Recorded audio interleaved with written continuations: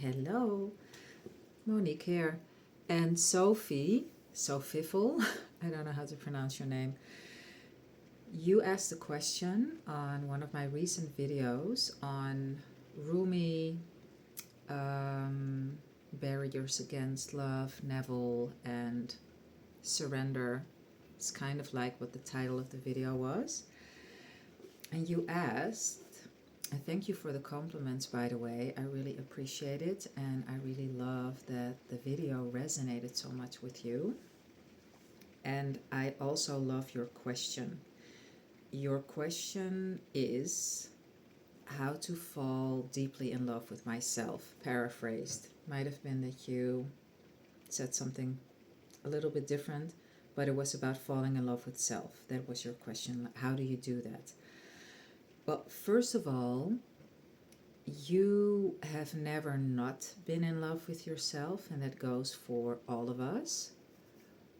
We have been taught to believe that we are anything other than in love with ourselves.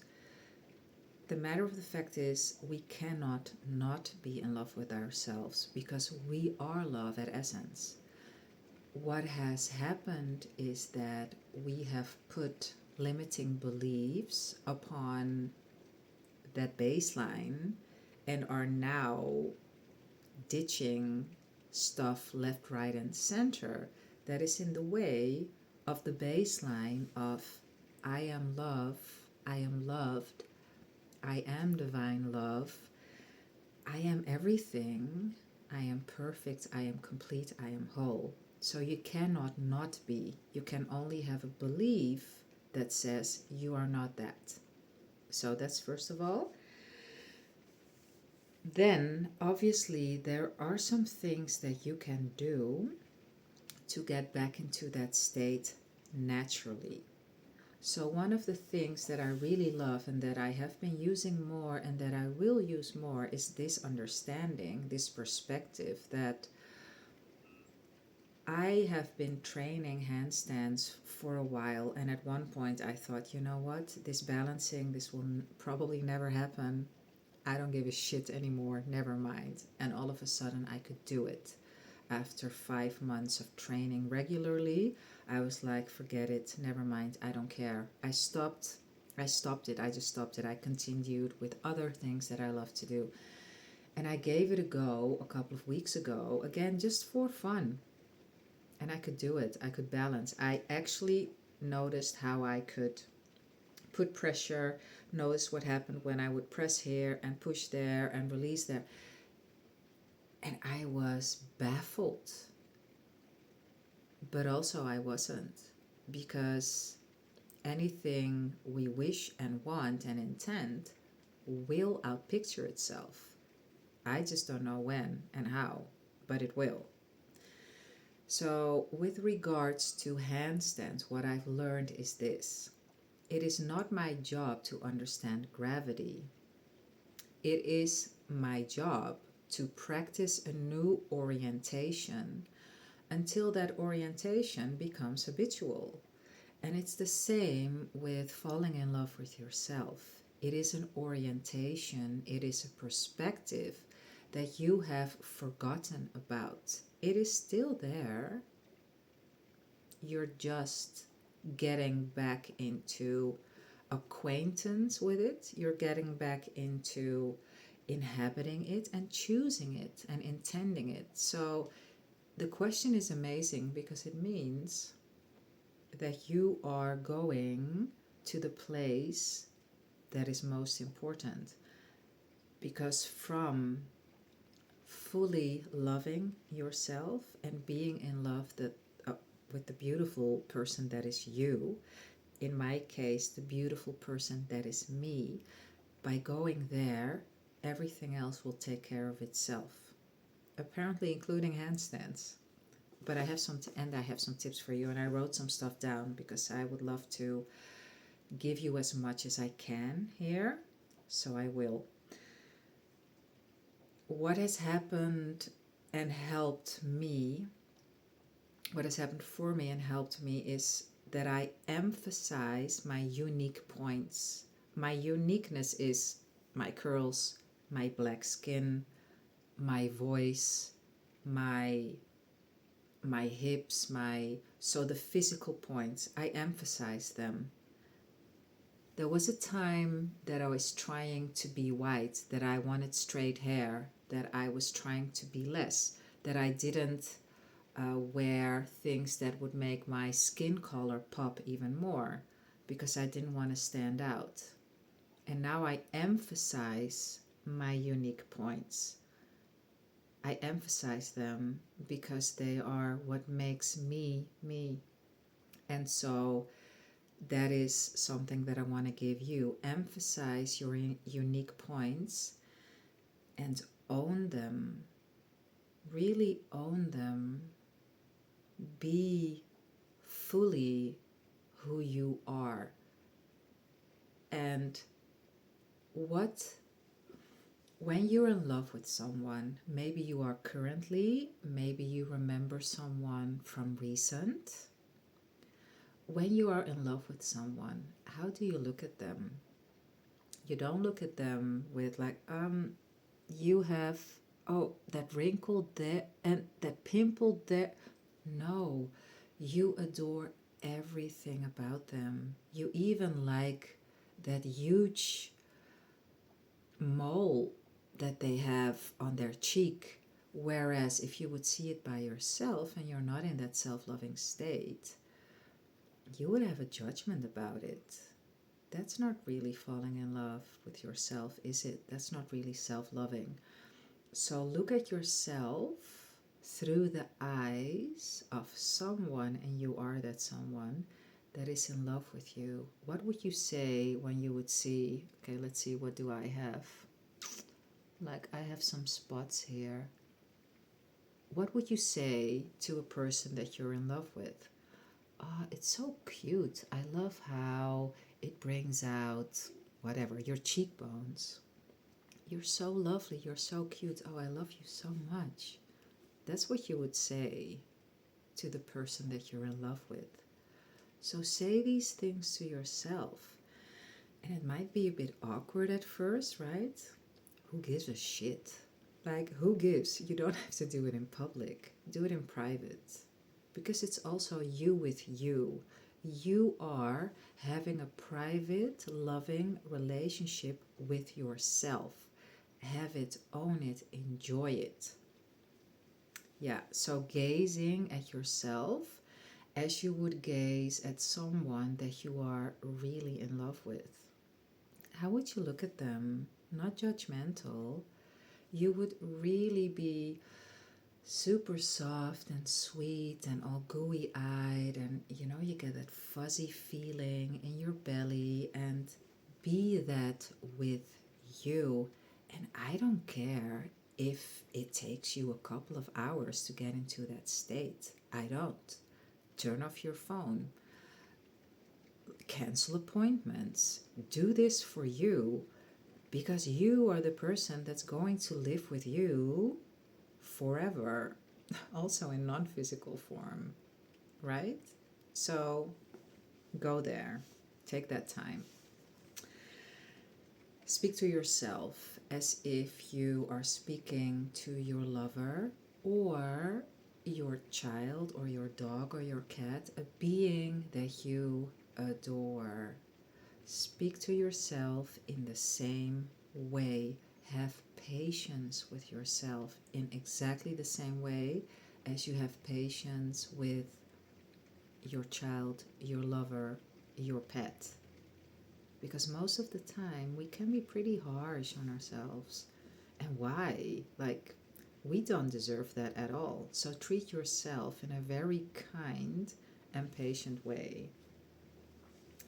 Yeah, whenever something comes up, I definitely have been there and I'm not going there anymore. Whenever something comes up and I didn't have time for it because whatever was more important that was in front of me, no, nothing is more important than the thing at hand within me.